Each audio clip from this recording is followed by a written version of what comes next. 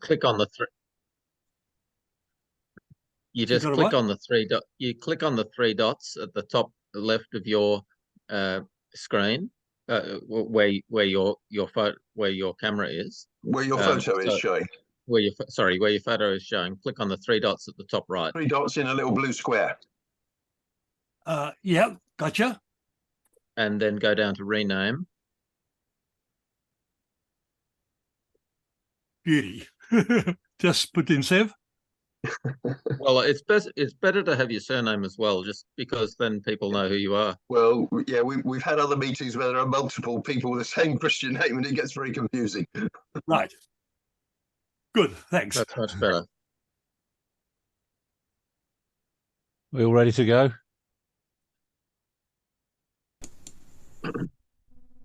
Good evening, everybody. Good morning. Good afternoon. Yes, and good morning. What have we got today? We may have some youngsters joining us today. I thought it might be a big meeting. What's that, Sev? You mean those under 60? Those under 60. Yeah, exactly. Yes, I think we're not quite there yet, are we? So let's not panic.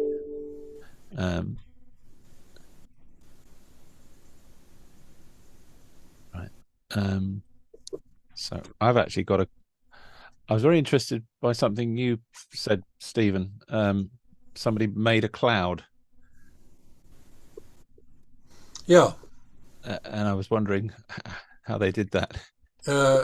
They used cloud seeding flares that are meant for rainmaking, and they set up. They had about 200 of them. They normally use about 5 or 6 on a plane, but they got 200 of them. It was done by Discovery Channel, and they did it in a place in South Africa called Leiplek, which is on the west side. And they'd been told that it was always perfect cloud conditions, and when we got there, there was not a cloud in the sky. Oh. And they said, well, we'll let them off anyway. We paid for the flares, and we paid for the planes, and we paid for all the helicopters to do the filming. And John Latham and I were there, and we said, no, we can only make clouds that are already there be whiter. They were determined to do it because it's very good television to make professors look stupid. And they let it off. There was a fireman with a fire hose who was spraying the floor of the deck of the ship they were going to use. And about 10 minutes after they'd done this, a cloud came out of nothing. It was clearly the air must have been very, very clean. It had probably come up from the Antarctic, and it was very clean, and it formed an absolutely beautiful cloud.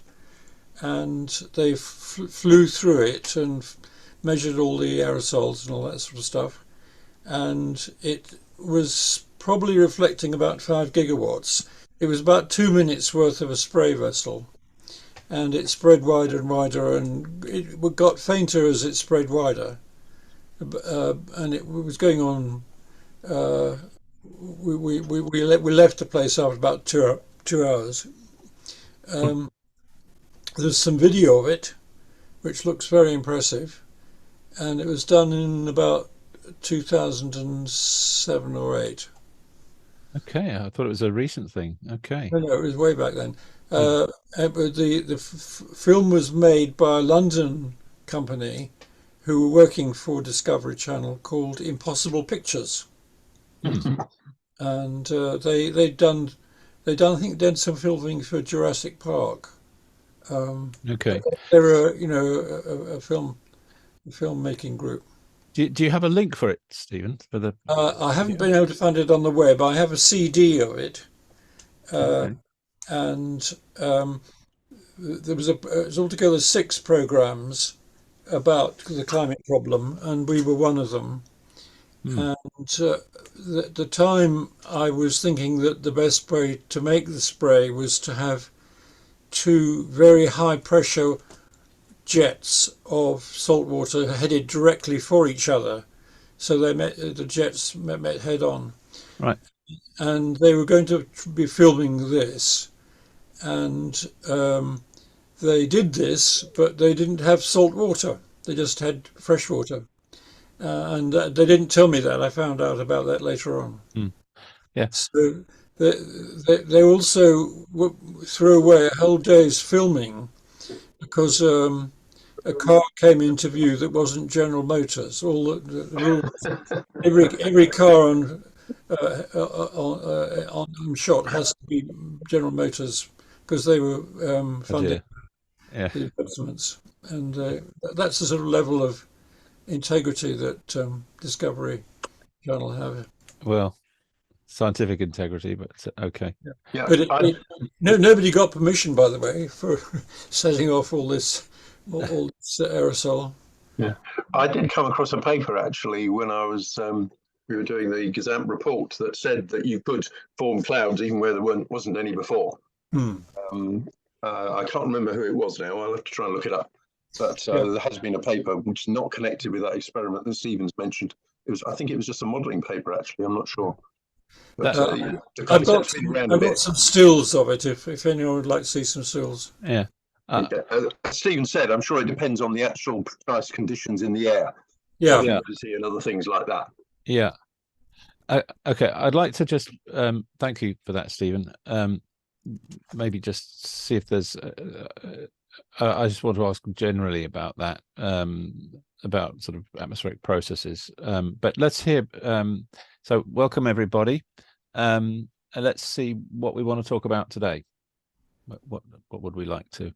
I've got something you might be interested in. I haven't got very much information about it, but I think some of you will have heard of ARIA, the Advanced Research and Innovation Agency, that is being set up by the UK government. It's the equivalent of ARPA in the US, or DARPA as it was originally. All right, Advanced Research and what was it? An Innovation Agency. It's basically to do what's called sort of it's not blue skies research per se. It's things that which haven't got a very solid basis, but might turn out to be quite good. So the Americans have pioneered this, and it's been quite successful in many cases. But they know they're like 90% of them might fail, but 10% might turn out to be really quite useful. Oh, that's fantastic. So We've got something. High risk sort of strategy. Right. And I understand that they are going to at least be considering, not necessarily going to do it yet, but considering looking at climate intervention techniques in general. Okay. And that's I don't know at the moment, but okay. All right. For information. Thank you very much. I mean that. Okay. So that's on the agenda. So see if there's anything more to say about that. Okay. What else? So we have a new person today, Plamina Brigova. Am I saying your name right, Plamina? Yeah. Hi everyone. Hi. Yeah, and I met Plamina online as we always do. You're volunteering with Oswald's atmospheric methane removal company. Is that right? Exactly. We get to know each other, working together in a company, and he became acquainted with my passion for environment. So I was fortunate enough to receive an invitation to your channel, and I followed a few of the conversations there the last few weeks. So I tried to gain some insights into the present landscape, key subjects, the latest innovations and ideas that you share there. So thank you for having me here. Yeah, you're welcome. I mean, everyone's invited to this that can sit through, 90 minutes of this kind of conversation. It's been very educational for me from all these wonderful experts here. Okay, and you've got a sort of background in environmental science, is that right? Yes, I studied for 2 years environmental studies. Exactly. Great. Okay. Environmental science. Environmental science, and you're from Bulgaria, but you're living in Germany now. Exactly. I'm born and raised in Bulgaria, but I live in Austria for 10 years now. Austria, right. Yes. Right. Okay, great. So let's just see. Thank you, Plummy. Let's see if there's anyone else that's new. Anton wanted me to invite 5 new people. And what? Yes. So I don't see, but Mike Williamson, oceanographer. Yeah. Hi. Welcome to NOAC.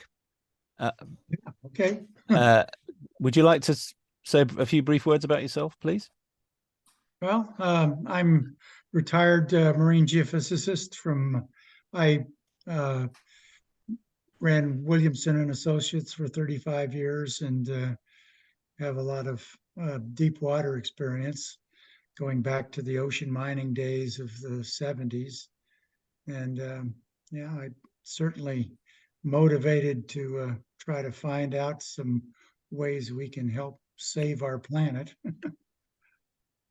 Great. I think you're a different Mike Williamson to the one that I was thinking of. There's a British one as well. So it's just luck that I get that you happen to be an oceanographer as well. Okay, yeah. Well, there are a few of us around. Yeah, a few Mike Williamson. We probably all came from the Shetland Isles. Okay. Right. I don't know what's quite so funny about that, but maybe there's something. Just the way in which he just said we're all from the Shetland Islands. And it was just like, okay. Yeah. no other location in the world would ever have another Mike Williamson. I love it. Yeah. Well, I'll introduce myself. Yes, Alex please. Thank you. Porter. And I am I wouldn't say a contemporary of Mike Williamson, but I do know Mike. I live in his area. Actually, I'm up in the Pacific Northwest as well. I'm probably the least scientist of us all here. I am a physician, surgeon by training, anesthesiologist, but I've been involved in working with Anton for a number of years, looking at climate. I've been involved in energy projects. I've been involved in a number of things that you would not expect a physician to actually get involved with over the past 25 years. So I bring a slightly different take on it, but I'm always looking at how to leverage relationships that I have and things that I've done in the past to bring bear to try and support different projects. So there you go. That's great. Thank you very much, Alex. I'm actually an IT trainer, so there you go. There we go. Okay, is there anyone else who's new? I don't see. Sev, you have your hand up. Yeah, regarding Stephen's comment that they used opposing streams to get finer nozzles. Can we come back to that, Sev? Can we come back to that? Sure. Because what I want to do actually is fill up the agenda. So what do we want to talk about today? It could be a highlight something, as Chris has just done, something new, or a paper, or ask a question. Or I was thinking before that people who are new to all this might have the kind of question like, the emperor's wearing no clothes. Look, everybody, you might have something like that to say. What do you want to talk about today? Talk about the Finland Arctic Momentum Conference. Yeah. Okay. So, Arctic. What was it called? Arctic Momentum Conference. Yeah, that was amazing thing, wasn't it? Conference. Did I spell that right? No. Conference. Thank you. Okay. And Clive, it'd be interesting to talk. Yep. It'd be interesting to talk about inducing upwelling in the AMOC, or the global ocean conveyor belt. As Chris has just responded to an email from me, which I haven't had a chance to read this morning yet, but if they'd be interested in people's views on that, whether extra upwelling along the AMOC would make any difference, or what the impact that would be of that. Okay. All right. Okay. Anything else? Maybe one more thing.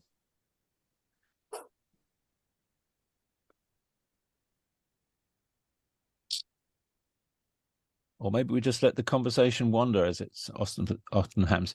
I don't see Anton here. Is Anton here today? Yes, Anton. Was there anything you wanted to say? Hi, Anton. Did you want to say anything about the website this time? Not till Bruce gets back. He's putting in a lot of work on it. But Bruce is right there, right here with us right now.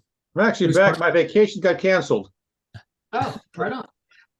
Yeah, Bruce might want to do an update because he's been putting a lot of work in. Do you want to? Is there anything to say, Bruce? For any? Other than to show a little bit what I've done. I mean, Seth had some suggestions for another way of displaying the data, and I put that up to look at, and now we're trying to figure what the next steps are going to be. Okay, so not really. So that's not necessarily for this group then. Right. Well, okay. So then there's my thing. So mine is how can new clouds form? So can we? What do we want to talk about first? Or we could just go in this order. I don't see anything wrong with this order as it is. Okay, so if there's nothing else, and I've said this before, if there isn't much to talk about, then we don't need to speak for 90 minutes. We can go do something else. It's never happened yet, has it? It hasn't happened yet. We always kind of finish either on time or late. Okay, so yes, this sounds rather very interesting potentially to us, Chris, because it sounds like right up our street. The Advanced Research and Innovation Agency. Yeah, as I was saying a bit earlier, it's the equivalent to the DARPA or ARPA agencies in the US. It's designed to look at high-risk research. So they assume that quite a proportion will fail, but they might get some really good ones that will succeed, despite the fact being high risk. So it's really trying to very much to copy that. It's not a precise copy, but it's the concept's still there. And there, because it's just called Advanced Research and Innovation Agency, it's going to cover the whole suite of all of the potential issues out there. It covers all of the things the different research councils do in the UK, so it's not limited to any one particular area as far as I'm aware. But there's only just being formed now. So they're just thinking about whether or not they would like to look at developing a program for climate intervention techniques. And it's no more than that at the minute. So it's a sort of very preliminary thinking about what they might do. But nevertheless, interesting that they have picked at least climate intervention as one of the things that they're looking at. Do you know any of the people in it? I've heard of one person only. Beyond that, I haven't really tried looking at the internet because I think they're still forming it, and so there's not a lot of complete information, I think, about it yet on the web. Yeah, I mean, sometimes these things are just a waste of time. They're political rubbish, basically, and they put people in there that are just not very helpful. I don't think so. I think the people who are going to be, as I understand it, the so-called program directors are basically picking people out of universities and research institutes to take that role. They're not politicians or such like, but we'll have to wait and see, obviously, to see what actually turns out. Right. So, okay, well, I'm going to have a look on the web and see if I can find them. Yeah, sure. And get in early with our climate catalyst, because we think that's going to be helpful to remove methane from the air and make clouds alongside seawater clouds. Okay, thank you. All right. Next, the Arctic Momentum Conference, Robert. Thanks, Clive. So the Finnish young people organised this conference over 3 days in Helsinki last week, and it was really very impressive. Now, I wasn't, I'll just, somebody to stop talking. I think it must be Rebecca. Oh, yeah. Rebecca, can you mute yourself? Clive, can you mute Rebecca? Yeah. There you go. Thank you. Yeah, so their publication, Arctic Endgame, which I'll put in the chat, the link now, is a very impressive publication, and it indicates their intent to get the Finnish, to lobby the Finnish government to support the refreezing of the Arctic. And I've arranged, as you may have seen, for the main organizer of the conference, Anton Keskinen, to speak at the Healthy Planet Action Coalition public online discussion this week. And so just on a review of how the conference went, and to speak with interested people. So I'd encourage you to come along to that if you're interested in refreezing the Arctic and how to follow up this. I think that their Arctic Endgame website and paper are very impressive, as I say, and they were able to get some an excellent program together for their 3-day conference. And Clive circulated the YouTube recording of the public 4-hour session. I haven't been able to watch that yet, but I look forward to it. And I just welcome if there's any information or comment about this event. Thank you. Well, I circulated it because I was there. I decided to try and watch it. You know, I registered and everything, but you hardly needed to register. It was just live on YouTube. And I was struck by this young lady, Anna Pokila, I think her name, Annie Pokila, how clearly she spoke, saying pretty much the same thing that we've been saying, if not better than we've been saying it. And that was right at the beginning. Well, I gave the link delayed in time because you just have to watch it. There was nothing happened for about the first 10 minutes. You're just looking at an opening screen, and then she came on and spoke for about, I don't know, 15 or 20 minutes with slides and so forth, saying that there's an old paradigm, and yes, we must remove greenhouse gases from the atmosphere, but that's not going to do it on its own. There needs to be a new paradigm of climate action to refreeze the Arctic. So I've just summarized in about 30 seconds what she took 20 minutes to say. And then they had, after I didn't watch the whole thing, there was a lot of sort of other panels sitting there talking about science. There was some good, there's some quite good discussion. I think we've learned a lot of that in these meetings.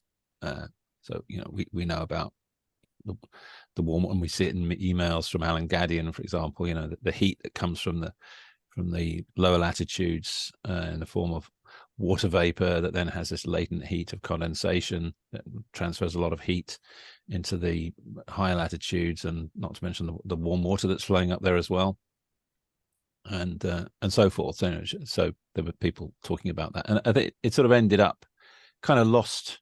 For me, it was more and more sort of talking in how a lot of these things go. Might be this, might be that, people. So anyway, that was my impression. It was less exciting towards the end, but very, very clear and striking at the beginning from this Annie Pokila lady. Someone's got their hand up. Who's that? I think it's still you, Robert.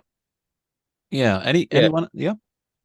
Oh well, if others want to put their hands up, then they can. But I'll just comment that I think that this interest in lobbying the Finnish government to recognise the importance of cooling is itself a paradigm shift. I haven't seen an equivalent level of political engagement, and of course the Finnish government has not yet come on board, but like the Finns are probably the smartest people on earth, so maybe they'll do that, which would just be great. And where Finland goes, there goes the world, we hope.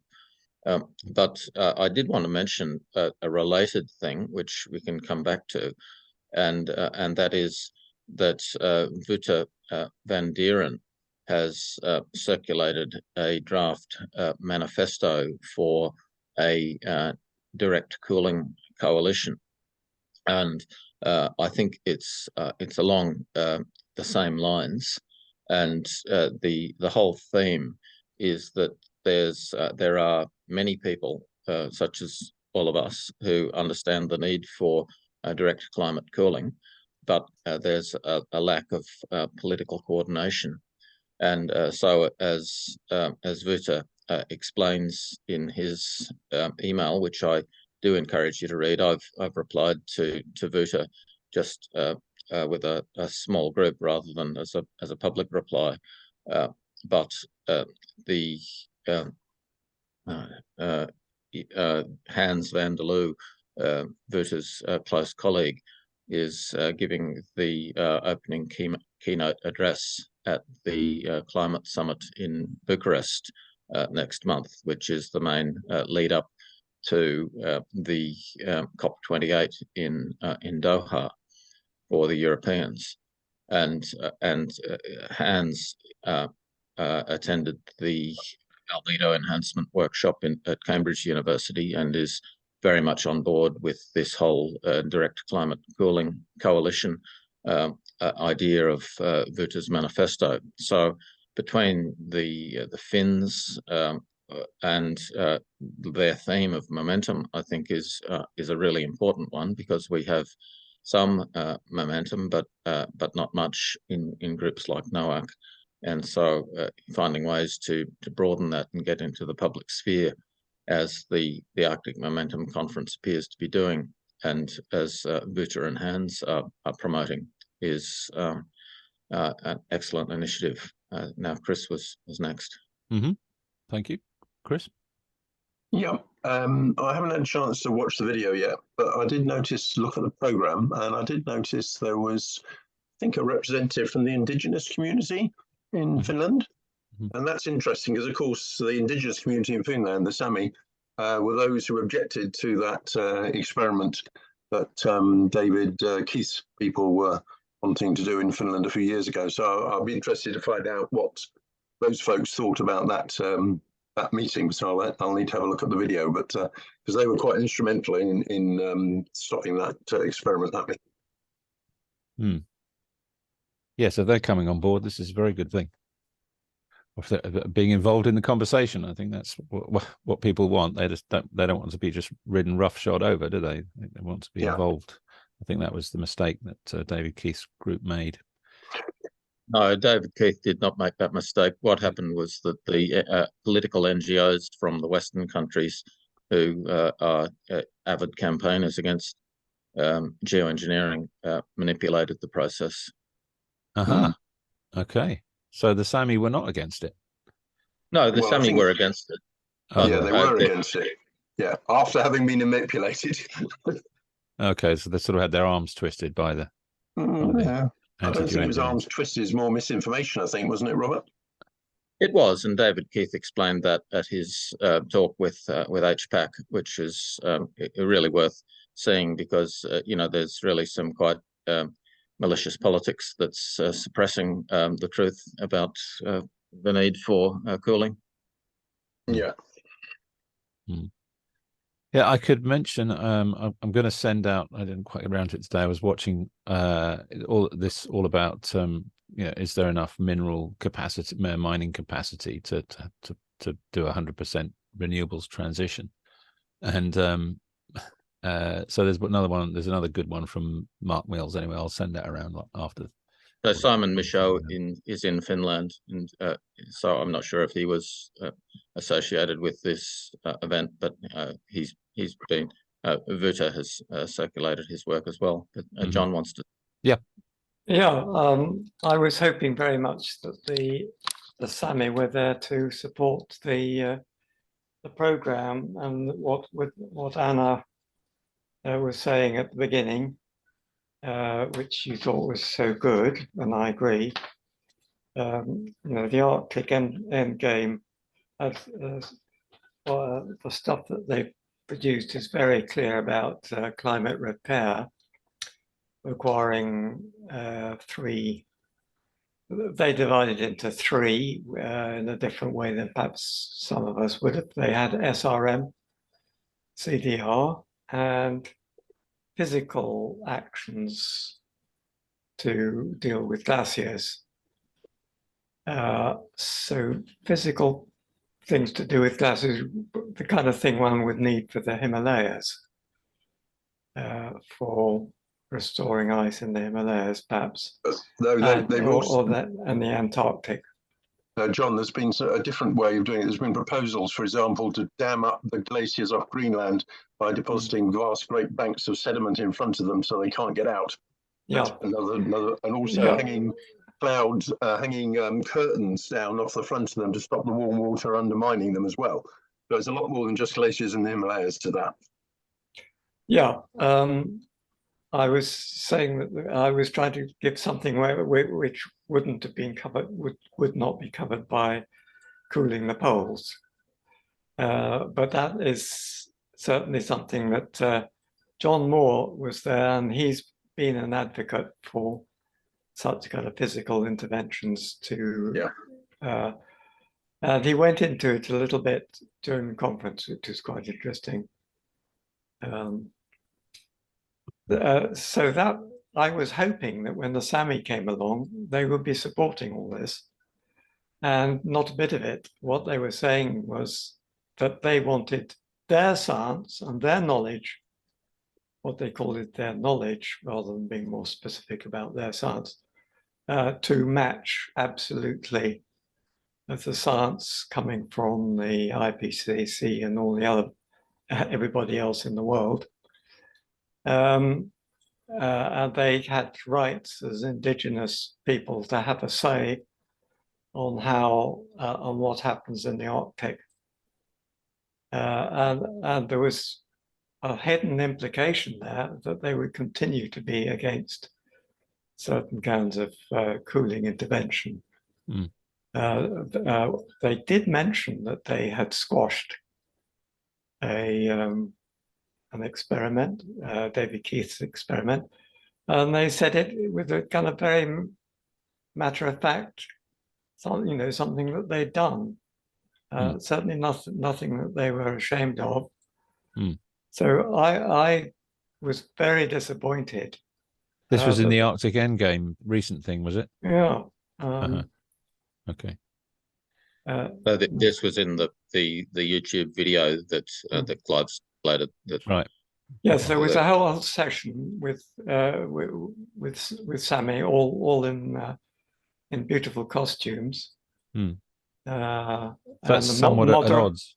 And the moderator, I think, was also from Sami, and it was as if they were going to take over this whole discussion on so on. It seemed to me, or rather negative. I was a bit apprehensive about that, I have to say.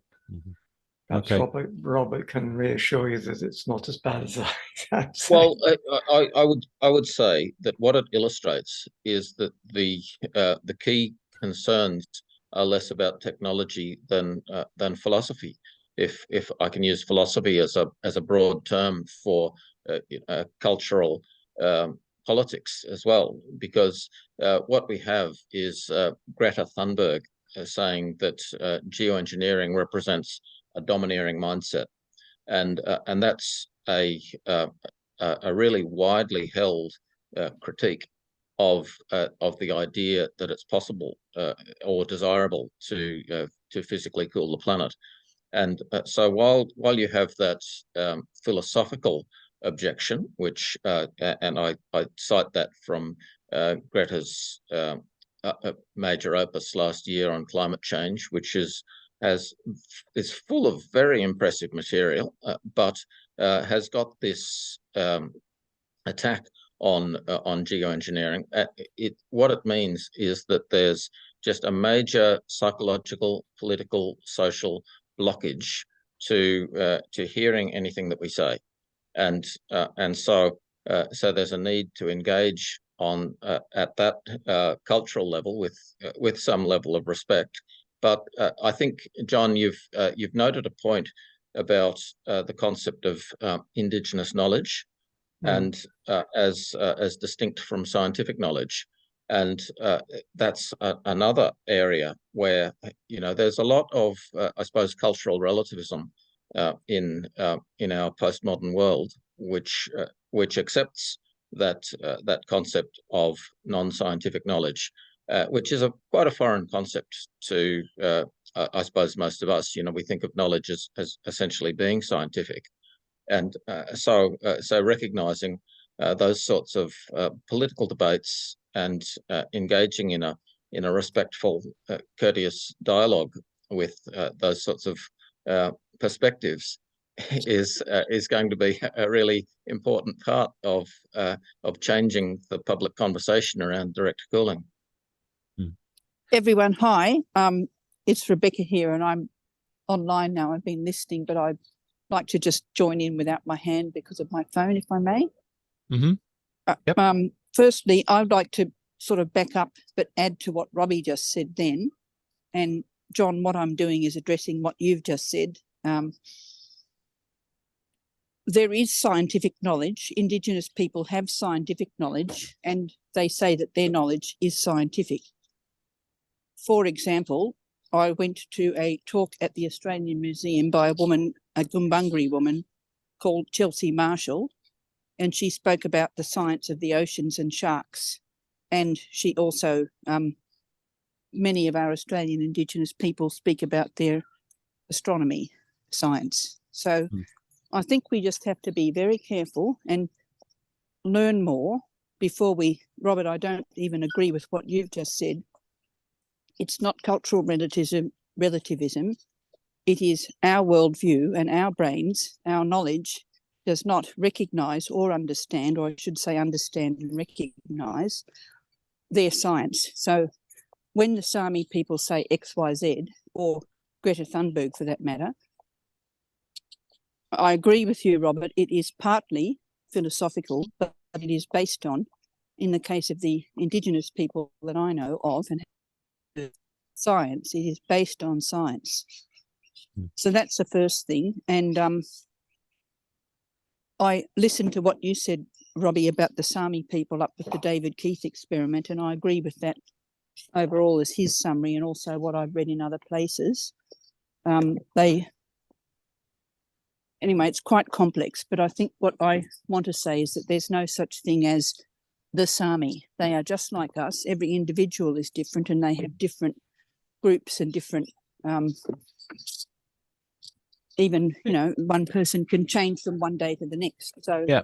I just think it's more complex than what we're saying, and I find it not intentionally, but I find it derisory and belittling not to be using words like science in terms of their knowledge. And I think because we give off that impression, most white Westerners do, or most Westerners, and people inside a Western mindset, that's one of the things that really, really annoys them and makes them think we are being belittled. And up you, mates, I'm using Aussie language, but why would we be bothered listening to you, even if the world is in a crisis? We have been colonised for 400 years, and we're not really interested in you.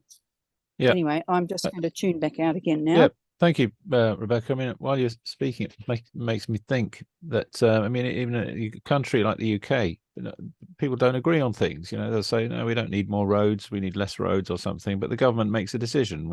And this is organised by government. But of course, we now have a problem which is global, and we don't have a global government. And I'm not sure, I don't know many people who are in favour of a global government, but there does have to be some kind of, you know, international coalition that's able to make a decision, and you know, and hopefully a sensible decision that actually is for the benefit of all, including all the species of the world as well. And we don't have that. That has to begin with national governments promoting that concept. So if Finland can promote refreezing the Arctic, and if Australia can promote marine cloud brightening for the Southern Ocean, just as examples, then that would enable the sort of global conversation a direct climate cooling coalition would require. And I take Rebecca's point that you know, respect for Indigenous perspectives is absolutely essential. But I do think that, you know, of course there is Indigenous science, but there are also things that are called science which are not. And so that's these sorts of, you know, they're complex questions which require a lot back and forth. And I'm happy to be a little bit provocative in challenging some of that, while from a position of profound respect for where they're coming from, and need to support a much stronger inclusion of Indigenous perspectives, while still having a critical engagement with them, and not just sort of fawning over everything they say. Yeah.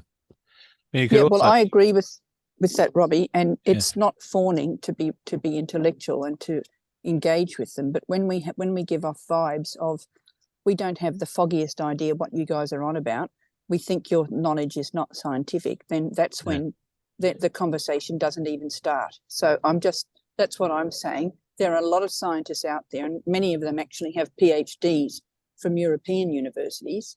But in addition to that, they've been out in the field. Another one was a movie I saw about Malaysia the other day, and they're at traditional knowledge. So we have to start off with, there are lots of different places where scientific knowledge has grown over the millennia, and ours is only one of them, based in Greek and based in sort of what we've all been doing. And now, of course, the published university world is multicultural. But I just didn't like the tenor of what I heard before, because I thought it was showing not much understanding about Indigenous science. Well, I think I remember John Kerry said, I think John Kerry said that to find scientists agreeing with each other is extraordinary, which is why you have to listen to most scientists saying that climate change is real and man-made, because mostly even scientists argue with each other all the time. I mean, that's what we do in these meetings. So I do think it's rather difficult for politicians with a problem this complex and this completely global, and Sammy's a small part of it. Equally, we could say that, they're calling us, oh, you are the civilized, well, you think you're civilized, but, well, you over there, well, we're individuals as well, just like them. Anyway, I'm going to move on. Thank you for that. Let's get to this question here, unless there was anyone else. Did you want to say something else, John, briefly? Yes, but it was just to say that I would be very interested to know what this science that they claim to have, which is in contradiction to the science that is our conventional understanding of science. Yeah, again, you're a normal scientist. You want to take them to task. Yeah. I want to find what this special knowledge is, which suggests that we ought to be doing something different. And that's great. To be curious and interested in what they say. Yeah, absolutely. Yeah. Well, perhaps Rebecca can find out. She claims to have found out something. Well, let me. Anyhow, I leave that. John, to Rebecca. I actually don't like your insinuation there. I agree it's scientific, but anyway. They Can I ask that you two just and they're not saying anything different. Yes. Yeah. I'm not going to communicate differently, but I'm saying not going to communicate anything. I'm simply saying, can we be very careful of our words and not try not to sound condescending, because that means they don't want to talk to us, whoever the they in that sentence is, Indigenous people with scientific knowledge. So I'm happy to chat, but I'm saying our words like claiming and so forth sound condescending. And it sounds belittling, like John doesn't actually think that they have knowledge. Yeah. Oh, who knows? But he wants to ask. They do have some knowledge. Yeah. But I'm not sure it's the kind of knowledge which is. Okay, you're not sure. That's okay. That's okay. You're not sure. Yep. Well, you were going to move on, weren't you? Yeah. I mean, that's how wanted to science move on, works. You're not sure, which is how you find out. Yeah. Okay. So upwelling along the Atlantic meridional ocean circulation. I was just going to say one more thing, actually. We have this new Alex, the surgeon. We hear people saying, hands off Mother Nature. You geoengineers, no, hands off Mother Nature. So I thought of this image of a serious accident on the road, and the paramedics turn up in an ambulance, and they run towards the accident victims in a stretcher to pick the person up and save their life. And the Grim Reaper comes up and says, "Hands off, they're mine." Yeah. Well, it's interesting because the conversation earlier and then Let's Let It Go reminds me a lot of Eastern medicine versus Western medicine. And what we have learned over the years is that we don't necessarily know everything about Western medicine. Now, science on the medicine side is not as well developed in a lot of ways as what I would say on the engineering and the mathematics and hard physical sciences. But we have certainly learned that there is inherent value in understanding more than one point of view, and it augments and enhances what we do. So there might be cause to think about that as we approach and talk to indigenous groups, because all empiric observation leads to scientific discovery at some point or another. Whether or not the observation was correct or not is a different story. But you know, that's how you think about the basis of science, and you think about the basis of how people learn and what their experiences are. So yeah, great, thank you. Yeah, and one of the reasons I wanted to have these meetings is seeing people, for the most part, people send emails. We're on these email groups, and people are very helpful to each other, and you know, they're arguing about this, that, and the other. But sometimes it's sort of a bit nasty, and so I thought, yeah, let's get people to speak face to face, you know, and challenge people directly. So that's because people are born, human beings gabble and, you know, learn to speak naturally. We don't write naturally. Anyway, so moving on. So the Atlantic Meridional Ocean Circulation, John. So John we volunteer. Well, we actually formed a company that hasn't done anything yet, but we have all these ideas. So yeah, fire away, John, please. Yeah, thanks, Clive. I'm thinking here about using our Climate Arc's nutrient upwellers, the ship-drawn nutrient upwellers, along the AMOC. What would be the pros and cons, if any, of doing that? They seem to coincide with a lot of shipping routes as well, which could be convenient. But the question is, would this help? I'm talking about just the warmer surface water, but bringing up nutrients from below that. Because when you get up to the North Atlantic, it drops back down to the deep and to colder water. Whether that could take some of the CO2 that's been absorbed by the phytoplankton back down and sequester is no question. But Chris has kindly just responded. Interested for him to speak to that if that's possible. Just what would be the impact of doing this DMS, the whole issue of where and also bypassing the major gyres, which he spoke about recently, about staying away from the unique ecosystems in the gyres and doing it outside those areas where possible, particularly a place like the Sargassum Sea. Are you happy to comment on that, Chris? Yeah, okay. Well, the first thing, if we look at something like the Gulf Stream as a classic sort of example of what you're talking about, the Gulf Stream itself has beneath it a countercurrent going the opposite direction. I don't know anything much about the countercurrent, I must admit. So I don't know whether, for example, it will be suitable stuff to upwell anyway. And even then, would that actually benefit the Gulf Stream current waters themselves? I don't know. Somebody you need to look at the detail of the water conditions in both cases to see whether or not there would be some benefit there. Because after all, the surface waters of the Gulf Stream, I'd imagine, are moderately productive already. I don't know for sure, but that's something to consider.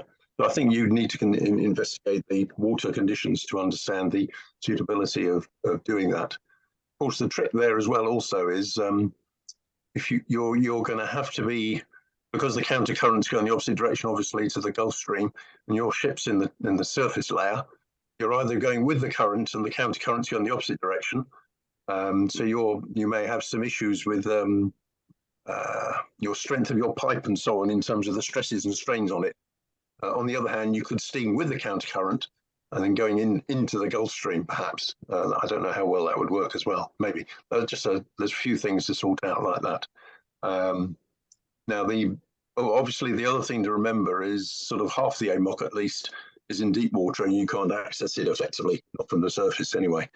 So you've got parts of the AMOC are in surface currents, such as the Gulf Stream, and there are some surface currents in the Pacific as well that are part of the AMOC.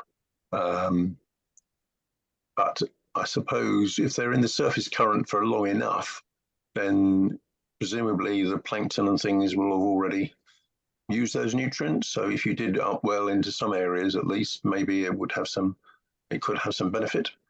But it depends where it's coming from. If it's just been upwelled, for example, then clearly the upwelling water generally has high levels of nutrient as well as CO2, and perhaps wouldn't really benefit from much more fertilization, because in upwelling areas generally, such as off the coast of Chile and Peru, you've got a continuous flow upwards all the time. So there's no point trying to upwell anything in that area because it's already coming up anyway.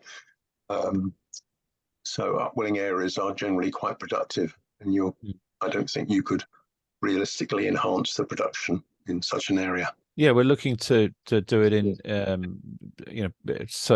tropical and subtropical oceans where there tends to be, where the water tends to be more stratified and there's a lot less in the surface. Yeah, I mean, as I said in the email to John, I certainly will be concerned about, for example, doing this in the South Pacific Gyre, because those very low productivity gyres have quite a unique ecosystem that's primarily bacterial rather than, or bacterial plankton, rather than the normal plankton you see elsewhere. So you won't have your diatoms and coccoliths and those sorts of things in those areas. You've got bacteria systems that basically recycle, remineralize the nutrients and the carbon pretty rapidly. Quite quick turnover, but maintaining quite a low level of productivity. And also and that's shown by the fact not only is the productivity low, but the sediment below the South Pacific Gyre is also one of the lowest levels of carbon, I understand, of any of the areas in the deep ocean. And so not much carbon actually gets down below the mixed layer and into the deep water to sink far enough to get to the sediment. But that's just part of a symptom of the system at the surface. That might not bother us too much, because what we're more interested in is dimethyl sulfide coming from phytoplankton to make clouds. Because yes, but that's the other thing though. In those areas, you don't have phytoplankton in the normal sense. You've got bacterial systems. I don't know how effective they are at producing DMS. You can't just assume the bacterial just the same as the phytoplankton. Oh, okay. Yeah. You would need to look into that. I don't know the answer to that. So that's just a question in my mind as to would they be as effective? Yeah, cyanobacteria you're talking about. Yeah, cyanobacteria and the like, yeah. Yeah. I mean, my bigger point is, I think, significant scale fertilization of something like the South Pacific Gyre would radically change that ecosystem. You basically change the ecosystem to something it's never been before. But wouldn't it have been the case when there used to be lots of whales swimming about and dolphins and turtles all over the place? Those gyre areas are essentially unchanged. As I said in the HPAC thing I did before, the reductions in productivity that's been talked about, i.e. we've got about half the mass of carbon in life that we used to have 300 years ago or so. That was not enhanced ever. That's come out of the other waters around that are already and always have been productive, i.e. continental shelves, continental slope areas, upwelling areas. Those are the areas where the productivity has always been, as far as I can understand it. The gyres have always been gyres because the current system basically shuts them off from the nutrient availability that those other areas get. And so those systems are as they always have been, at least since I think I said probably in the Atlantic, for example, the Sargasso Sea has been like that since probably about 3 million years ago, when the Panama Isthmus closed off the Atlantic from the Pacific. Before that, there was a link through that area. So there were been very different current systems in place. And if you go back further in time with tectonic plate movements, of course, things will be completely different. But that's going a bit too far back, probably for practical purposes. Yeah.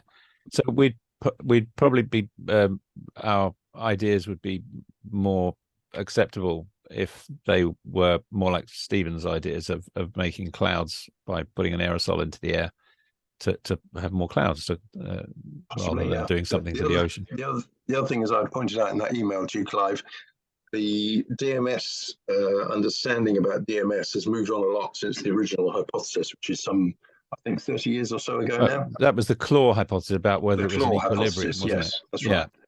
And there's a lot more understanding about it, and certainly parts of the original hypothesis have proved to be somewhat incorrect.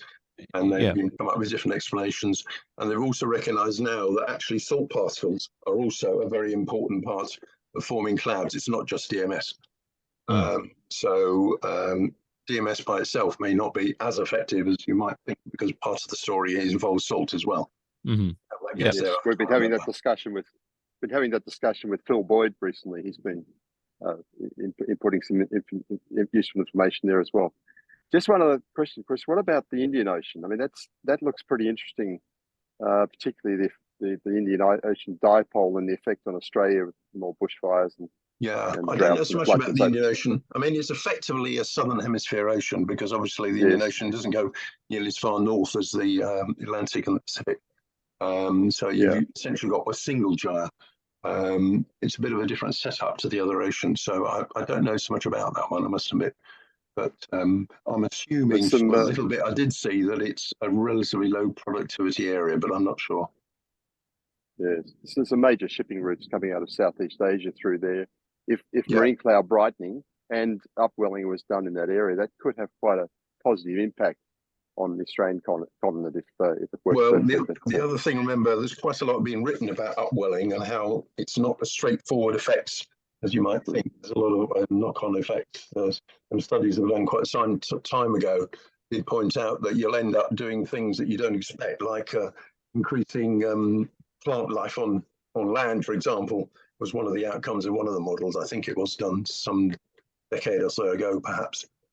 So there's quite a few papers about the knock-on effect. So it's not just a straightforward do upwelling, get plankton, get DMS, get cloud. There's a lot more to it than that. And I think the paper by Eco Rowling that I put the link in to the chat in that HPAC presentation is a cautionary tale to tell you the system in the ocean is very complex. And if you think it's very simple, you can just do a couple of simple things and you get a nice thing out of it. That is really a very serious misjudgment. You will have there's all sorts of connections that will happen, which may or may not be beneficial. Yes, absolutely. Also interested in Stephen, if he'd like to comment on the Indian Ocean. He's written a paper about MCB in the Indian Ocean. Are you interested to comment on that, Stephen? All I was doing was trying to adjust the temperature gradient across east and west direction to balance droughts on one side and floods on the other. And the way you do this, you just have a fleet of spray vessels, and the governments of Africa and the government of Australia would decide how they ought to be used. There's a very complicated business about monsoons with India and Pakistan, and where the monsoon is coming from. And of course, a lot of the heat that's melting the glaciers up in the Himalaya has come from the Indian Ocean, and maybe we could make it go a little bit somewhere else, a little bit further east or west, and save some of the ice in the Himalaya. Great. Okay, thank you, John. Anton. Thanks, Chris. Yeah. Sure. Yeah, Chris, I have a slightly different question, but it's along the same lines. Sorry to put you on the spot. If we take away the nutrient portion of upwelling in a current system like AMOC, and we took away a specific modality of ocean mixing, and get down to a more basic question, that would be, does breakdown or potential breakdown of current systems like the AMOC, would there be any benefit to some form of intermittent, low percentage of assisted mixing to the water column? Would, in your estimation, would that have some sort of effect, positive effect on that current? Because as it's being reported is that the further the stratification, the more problematic and more potential for a slowdown or a breakdown of a current system. So is there an opportunity to mix in some way, to assist in artificial mixing in some way that would have potentially some benefit? And if that can be theorized, how would one even go about considering a study of I'm definitely not a physical oceanographer, but what limited understanding I've got in this area, I would say it would depend a lot exactly where you were doing it for a start. Doing it in some places might have very different effects from doing that in another place. So you might actually weaken the AMOC in doing it in some places. You might potentially strengthen it, I guess, in doing it in another place. So where you did it would be quite critical, I suspect. And yeah, I mean, the other thing is if you try and mix the AMOC with deeper waters, you're not just affecting the AMOC, you're then starting affecting the current layers beneath the AMOC as well. So that might have some effects as well. So it's probably pretty complex. I wouldn't like to guess what the consequences would be. It's certainly not within my area of expertise. I'm not a physical oceanographer and never have been. Yeah. So I think you'd have to ask the physical oceanographer, really. Yeah. Okay. Brian, you have your hand up? Oh, well, yeah, we Robert was first. Oh, sorry, Robert's next. Sorry, Robert. So firstly, AMOC, the O in AMOC is overturning, not ocean. So Clive, you said ocean. Overturning. Thank you. Yeah. Overturning. So it's this vast global system that creates the conveyor belt, returning the warm Gulf Stream water down eventually to the South Pole. And so I really wanted to compliment John and colleagues on this concept of essentially piercing the thermocline, because I think people don't generally realise the vast quantity of resources that sit below the thermocline. So the ocean has an average depth of 4 kilometres, so 1 billion cubic kilometres, and the vast quantity of nutrients that sit in that ocean deep offer potential. So, we talk about things like peak phosphorus. And if you look at the scale, the amount of phosphorus, potassium, etc., that can be brought up from the deep ocean, the challenges of doing that in a way that will be beneficial really it's such a large scientific project. Now, the way I imagine the Gulf Stream is that by essentially piercing the thermocline around the latitude of Florida, bringing the nutrients up to the surface to create algal blooms that will flow up with the Gulf Stream to the north, that increased plankton growth itself has a cooling effect just by picking up the photosynthetic activity is intrinsically cooling. So there are going to be places where the overall climate impact of this, thermocline piercing method is immensely beneficial, and it's going to be such a big scientific research program to work out where, when, how. And I'd just like to push back a bit on the suggestion that our speculation today can say, oh, this is good and that's bad, because those are empirical questions that need a lot of research to sort them out. So anyway, good on you, John, for taking this forward, and I think it's a very good concept. That's all. Yeah, I'd just like to push back one little bit, because the nutrients are not sitting in the deep ocean forever, sitting there unused. The ocean is all in motion, and those nutrients at some point in time would come back to the surface and be used. So if you start taking them out, you'll perturb the ocean on a large scale. You would perturb the ocean nutrient cycle and potentially impact systems that might 100 or even 200 years down the line would have received those nutrients, will no longer received it. So fisheries might collapse, for example, because of that. Not saying it would, but that's the sort of concept behind this so-called nutrient robbing idea. Well, exactly what happened, I don't know, but it's taking it out from the bottom of the ocean, from the lower layers of the ocean, is not a consequence-free activity. Absolutely, and as you, Andreas Oschlies, the German ocean scientist, has done a lot of work on the ocean, on the nutrient robbing maps resulting from ocean iron fertilization. So I agree, Chris. It's immensely complex, but I do think that there is the risk that by speculative science, which doesn't have a strong, empirical research, experimental basis, can be used to prevent that empirical research. Anyway, Brian, Rebecca have got their hands up. Yeah, restoring natural upwelling isn't taking nutrients out of the deep ocean. It's enabling them to continue cycling. These are circular ecologies, and the ultimate destination is, again, the deep ocean. So we have to think in terms of circles, not broken seas as we do with the broken phosphate, phosphate coming out of Florida, going to feed corn in Iowa and ending up in a pig farm in North Carolina, ending up in the Chesapeake Bay.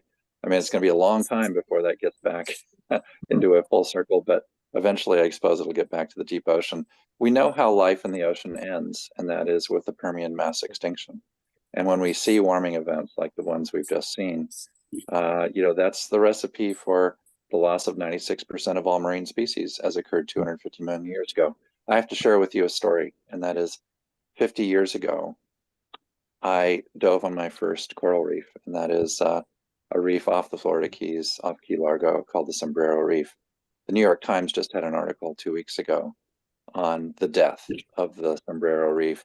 The marine ecologists went out there to check on the reef just a couple of weeks ago. Took a New York Times reporter with them. They looked down and they saw the reef was a dark color. Okay, that's not bleached. It must be good. They got on their scuba tanks and they dove into that water that was 101 degrees Fahrenheit. That's hot tub temperature, folks. You can't stay in that water indefinitely without overheating and getting sick and even dying as a human. And how do you think the corals are feeling? Well, they got down there and the heat wave came on so fast last month that the corals didn't even have time to bleach. They just died. And so my first love, the coral reef that I grew up on, that I first saw as a teenager, is now dead. Okay, that's what we're dealing with today. 30 years of inaction and 30 years of prevarication since the Rio Declaration in 1992, Section 15 said, do not let scientific uncertainty be a cause for inaction. We need steps, step by steps, hectare by hectare, that's going to regenerate life in the ocean, because business as usual, we've got a dead ocean and a dead planet and a loss of our civilization. So our challenge and opportunity is to move beyond prevarication and move towards reasonable actions that can be done on a small scale, validated by marine ecologists and physical oceanographers. And I will say, let's take back our namespace. And that is, there's nothing wrong with restoring natural upwelling to the extent it brings us closer to pre-industrial conditions that actually enables that nutrient supply to continue in a climate disrupted world. And that's our challenge and our opportunity with marine permaculture and 100 other interventions. I'm complete. Thank you. Thank you. That's great, Brian. Just quickly, the point that Brian makes about the Permian extinction was raised by Franz, who may amplify on it in his discussion of worsening stratification. And I see the point of this thermocline piercing work as working to pull us back from that increasing stratification to reduce the stratification of the ocean. Mm-hmm. Sorry, I don't see that at all, Robert. I don't see that your piercing thing will actually change the stratification. Anyway, I'd like to push back on what Brian said, because his idea of restoring upwelling is simply not the case. Upwelling may well be less strong generally than it is now. The real problem is the increasing stratification. That is nothing to do with upwelling. That is stratification. And the stratification has been intensified by surface water temperatures. That's what's caused it. We don't need to restore upwelling, although we might need some upwelling areas might need to be restored themselves, but that's where upwelling already occurs. Most of the ocean does not need upwelling. It works without upwelling, generally speaking. We need to decrease stratification, and that can only be done by reducing temperatures. That's what will change, however we change the temperatures, whether in the ocean or in the atmosphere, or both even, perhaps. Yeah, Chris, I think we're in wild agreement about stratification being the problem. And I know that you don't need upwelling, but I do know of 10 to the 28th organisms, microalgae and macroalgae, that do need upwelling in order to survive. I will point out that the energy barrier in a highly stratified world is much greater to that upwelling. So given a certain amount of wind shear, we're getting far less upwelling than we were even 50 or 100 years ago, as evidenced by multiple peer-reviewed papers. And so we're just seeking to restore what occurred. I think we agree on the problem, and that is there's too much stratification. And the question is, how can we keep our systems on life support in a climate disrupted world in a stratified ocean?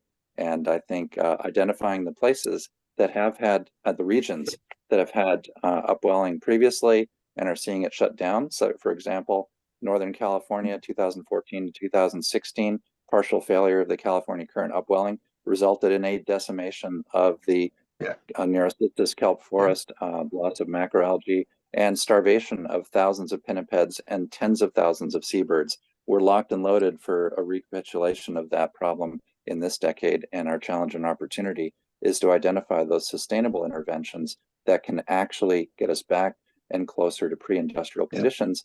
I think we all are looking for a healthy climate for our children. Your example is fine, but that is not typical of the ocean as a whole. That's my point. I understand what you're saying. I think you need to take a look a little bit more closely at mesoscale eddies and the actual role of those eddies that actually provide upwelling, even in regions that are farther from shore. There are some good examples of eddies actually providing, through their physical oceanography, upwelling. It's a bit like a tornado, you know, in the ocean. It's a weather system. I'm familiar with that. Yeah, and I understand that's a possibility, but I just think the blind idea of encouraging mass upwelling, I think, has got to be looked at much more carefully than just it's a good thing, full stop, and we should go ahead and do it. That's all my point is. I think it needs very careful thought and examination. Yes, and I agree that, you know, we have to find those regions where upwelling existed previously and they're not happening now. We do have historical data on that, and we're getting far less upwelling, particularly in the tropics and the subtropics, where we're seeing 5 to 20% increases in stratification. They're on the front lines of climate disruption. And I will tell you, the 250,000 seaweed farmers in the Philippines who are now facing collapse of their communities because they can't grow the same seaweed levels that they had in the 1980s and 1990s. Why? Because the temperatures are higher and the nutrients levels are lower. And these folks are on the front lines of climate disruption today for multiple reasons, including those and the 20 named hurricanes that are coming through every year. These factors are contributing greatly to the loss of these people's livelihoods and the collapse of the seaweed communities. So we're on the front lines today, working on the ground with fins in the water to actually help restore the livelihoods and restore the ecosystem function of these tropical regions that are on the front lines of the stratification problem. So thank you for your interest. Yeah, I accept that, but I mean, my point is more the open ocean, which I think is not your point mainly. So I would still maintain my concerns about doing upwelling on a major scale in the ocean gyres, for example. Well, let's proceed hectare by hectare, shall we? In other words, we've got 3,000 square kilometers of kelp forest to restore in the United States. Yeah, but Brian, they're along the coast. They're not in the ocean gyres. That's fine. We don't have to start in the ocean gyres. We're 2 kilometers offshore and we're in 300 meters of water. All of your upwelling restoration tends to imply the whole ocean needs to be subjected to storing upwelling, and that simply is not the case. That's my point. Well, I agree with you, Chris. It's appropriate in certain cases. It's not appropriate everywhere. I agree with you, Chris. We don't need to start in the middle of the ocean. We can start next to our coastal communities. We can restore natural. Could I suggest we move on to Rebecca and France, who've been wanting to speak for a while? You could. I'm fascinated by the argument, and I think they've reached a conclusion. It's very clear, actually, that there's lots of room near the coast. There's a hell of a lot of hectares near the coast. Economic zone, 200 kilometers offshore, and we can start there. So we're in wild agreement. Let's begin with our communities and build from there. So thank you both for that. That was fascinating for me. Okay, thank you. Rebecca is next. Yeah, hi. I just wanted to make a methodological point, and I think it's both what Brian was saying about working in certain locations with understood things that you're trying to do based on good science and recording what exactly happens in that particular location before scaling up. I'm really going back to Robbie's comment about having very small scale scientific field research. And what I think somebody said just before, Robert, I forget who, is that we need to quantify it's very locational what the climate's effects are. I think it was actually you, Clive, that said it. So my point is that when we are doing these firstly, we have to have field experiments like what Brian is doing, and what we are planning to do now in MCB, we've got that almost ready to, get going. You then have to write down, today it was in the Port Mornington Peninsula of Victoria, latitude, longitude, the wind was so and so, the temperature was such and such, and this is the climate cooling that happened. And so, or maybe that didn't happen, etc. But to work out the small micro scientific cause and effect in your field experiment is what you need to do to be able to scale up, and then to be able to predict, well, today the same over in Florida, it's the same as what it was in Mornington Peninsula. Yeah, that's right. Week. That's the scientific. So I'm just saying exactly, but that's what we need to do, and that's what we are doing in MCB, and Brian's doing as well in the Philippines. So basically, I'm saying you need field experiments above all. Oh yeah. Desktop stuff is the first step, and then you must do the field experiments. Yeah. Yeah. Agreed. Thank you. Yep. Franz. Yeah, I wanted to comment to Chris Vivian's. He said in the if I do upwelling, I take some nutrients away from the ocean, which then would fail on another part of the ocean. That's nonsense, I think, because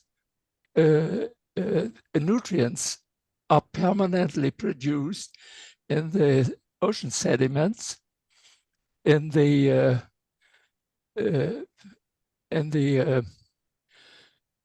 mid-ocean ridges, and in the bedrock of the ocean floor permanently. And you don't take the ocean, it becomes not depleted in nutrients if I do upwelling. No. The resource is too vast, are you saying? Yes. And they're permanently renewed. Well, I think you've misunderstood, Franz. I was not saying you have removed the nutrients completely. After all, we must remember you can't create or destroy atoms of elements. They exist always. What you can change is the distribution of them. That's the point I was making. It's not the removal of nutrients out of the whole system. But what you will do, though, is take it out of the areas just beneath the surface mix layer, put it into the surface layers, where it will be utilized, and that area beneath the surface mix layer, which would normally at some point proceed on and come out and be upwelled at some point in time in the future, which could be quite a long time. It could be 50, 100, couple hundred years maybe, depending on the current systems. And that nutrient would then be depleted in that particular case. It hasn't been removed from the system, it's just being redistributed. And the redistribution is essentially what causes the problem. It's not been removed. I think, and I am talking at big scale. I'm not talking about the odd little experiments and things happening like that at all. Big scale stuff. Do you want to shift gigatons of stuff? That's what I'm talking about. Just the ocean currents, which the deep ocean currents permanently transport huge masses of nutrients, of course, and bring them at the upwelling sides up. Yeah, but nevertheless, I mean, I'm not the only person who's raised this idea of nutrient robbing. It's been around in the scientific literature for quite some decades. It's not my idea at all. It's a well understood potential phenomenon. we need to clarify something about nutrient robbing here, and that is it has some validity in the epipelagic zone. But if you look at the total capacity of nutrients in the mesopelagic zone between 100 meters and 1,000 meters, it's measured in millennia. I mean, that's how vast the nutrient supply is there. And we can actually choose where in the mesopelagic zone to draw nutrients. So yes, monitoring that is important. But in a stratified world, those nutrients actually, accumulate and they stay in the mesopelagic zone as opposed to coming back up. So restoring those functions that have been demonstrated in previous decades is an essential thing, particularly in regions that are, in the exclusive economic zone of those countries. They can choose individually what to do. So I think there's an opportunity. Tracking nutrient robbing in the epipelagic zone has a lot of validity, but actually resupplying the epipelagic zone with mesopelagic nutrients, which is what nature's been doing. But we find if we can provide nature half a chance, she'll rebound exponentially. And the challenge and the opportunity is to restore that natural upwelling, which has been diminished measurably over the past 100 years. Yeah, but it'll all depend on location and scale, I think. So I wouldn't rule it out at all, but location and scale will be important in order to understand what you could do where.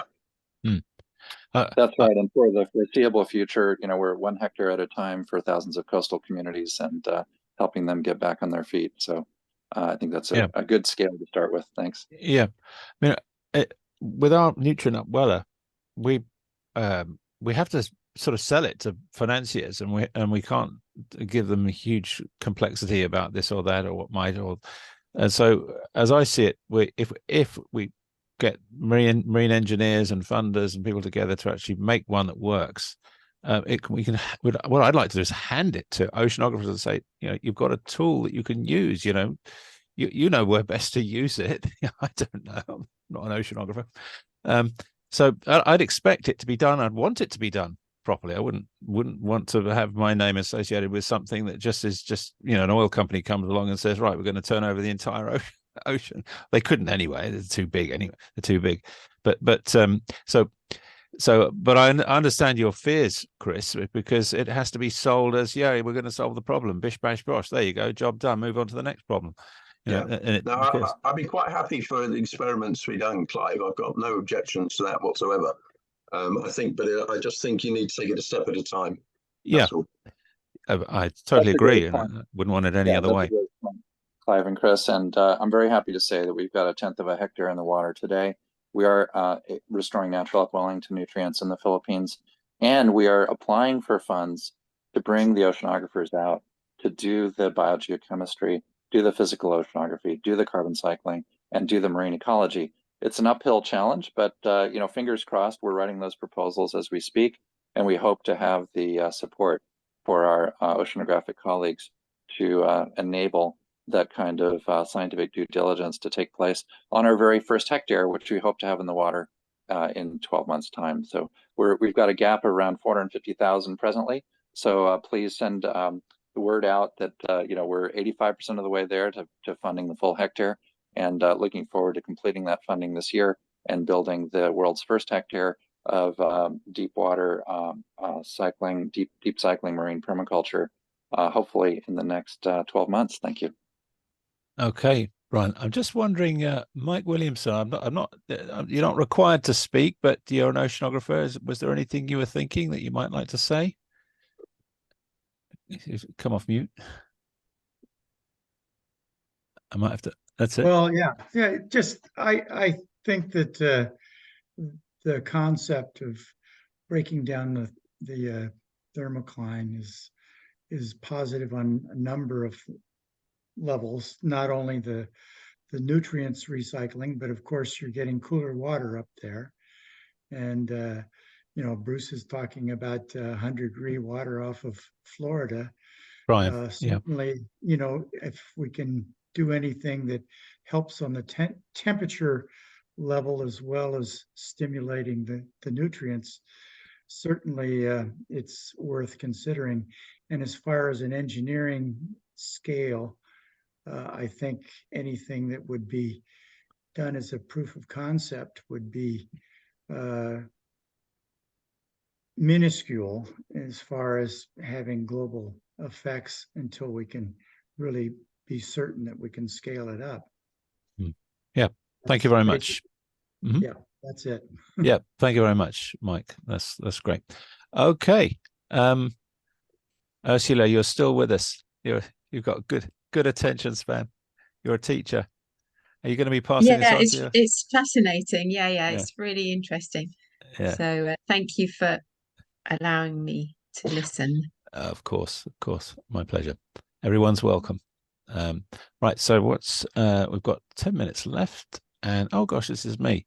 So yeah, so so clouds forming. So I'm in the process of writing I've been asked to write a white paper, or several people have suggested, with our climate catalyst, as we've called it, which is it's a family of aerosols that includes iron salt aerosol. It's just that we've come up with people ask questions like, could it be used to deal with an Arctic methane burst if you got hot water going into the Arctic and releasing methane there? And so Franz came up with titanium in the end, titanium peroxide, so something else that not iron. So what am I trying to say? And it also produces clouds. So Stephen has kindly offered us use of his spray tunnel if we ever get some money to test the cloud making capability. Now, I was asking for help from meteorologists, I don't know, about a year or so ago, and was put in touch with some guys, and I said, we want to make clouds, and they just wrote back and said, you go away, you can't make clouds. So it made me think, but so it's super saturated. You can only actually have a cloud in super saturated. Stephen seemed to say the same thing. I thought, a big mistake I've made there. You can only brighten existing clouds, but you can make a haze. So we started talking about making a haze, and Franz has been saying this for a long time. We put this aerosol into the air, and it's completely benign, but it makes a haze. So it's nice and cooling when it comes down in the rain. Eventually it gets rained out like all other aerosols, and it's just gradually degenerates to clay. But while it's in the air, it makes a haze. And if it's in dry air, it lasts a nice long time. If you make a cloud brighter, that lasts longer in the air as well. So it reflects heat away for longer, so it cools for longer. Therefore, to see Stephen say, "Oh yes, no, we made a cloud," it was a big surprise to me. And I was wondering if you can get a haze, sort of mist, it's called a haze when it's further up, into relatively dry air, maybe a kilometer up. Would that have a cooling? Would that cool the air beneath it sufficiently that if it was close to supersaturated, nearly 100% humidity, they'd actually tip it over the edge and it becomes supersaturated, becomes actually 100% humidity, which is at the point at which a cloud forms from the other aerosol particles, which are always in the air? So that was really my question for you, Stephen. Is Stephen still here? Maybe Stephen is no longer with us. What I can offer is that your intuition is correct. There is, in fact, a basis for really, it's clouds at the margin, and that is we're either forming clouds at the edge where they're at 99% moisture, but this brings it over with the nuclei, or alternatively, the clouds are several percent brighter than they would be otherwise. And both of those have a significant effect. And, even with minor, the clouds are highly nonlinear. So when you have a slightly supersaturated atmosphere with the right cloud nuclei, this can actually facilitate a great amount of condensation. So clouds at the margin, definitely, we've seen examples of that that work over the past decades. And there's a great opportunity to re-brighten marine clouds, as evidenced by the research from Tapio Schneider showing that in a warmer world, there are fewer marine clouds. And that's a major concern for brightness of the planet. Thank you very much, Brian. Yes, I've watched a little bit of Tapio Schneider. Yeah, that's great. Thank you for that. As ever, helpful. Thank you. It's unusual for Stephen to disappear. I hope he's all right. Well, that's it, folks. We're actually finishing on time, if not early. Is there anything? Oh, sorry, Seb. Yep. Sorry. 2 points. Yeah. First of all, my acetomizer concept does in fact create supersaturation and the nucleation required to make cloud where there wasn't cloud before. And second point is, how does it make supersaturation? Because it evaporates, the lower 2 sets of sprays evaporate seawater so that it increases the humidity of that lower water. Great. And then the top layer makes the nuclei, which that supersaturated air can then turn into cloud. Mm-hmm. Second point is that Stephen's mentioned about having two sprays opposing one another to make smaller sprays. That's actually what these new the commercial BT and Schlick nozzles do. They have an internal mixing chamber, and they have 2 opposing high pressure streams of water hitting each other to make the smaller particles. So that can be done. Good stuff. Thank you. So maybe we can save the planet after all, then. Just need modern nozzles. Yeah, could you put a reference to this Tapio Schneider? Was it? Tapio Schneider, I think, was it, Brian? Yeah, he's at Caltech, and he's a Caltech professor of cloud physics, and I think you should be able to find him there, but we can add to the chat at least his name, if not his link. You probably find him if you go into Google Scholar, put in Schneider cloud physics, and be there immediately. For anyone that's wondering about that, this is what I do a lot. Let's just show you to give you a quick demo. Go to Google Scholar. It's really useful. Put it in here. So Schneider cloud physics. EI, physics. EI, thank you.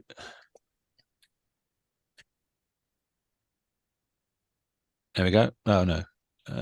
Oh, not really seeing anything. We've got J Schneider. It's not a. It's got also called J, is he? Tapio. Just add the word Tapio, T-A-P-I-O. There you go. T Schneider, accelerating progress in climate science. This is a wealth, just as a treasure chest of useful stuff. So that'll bring that up here. Sort of thing Franz and I do all day, don't we, Franz? Can you put that in the chat? Yep, put that in the chat, and then it'll give you citations. You go like that, it gives you citations. Yep, just put that in the chat for you. There we go.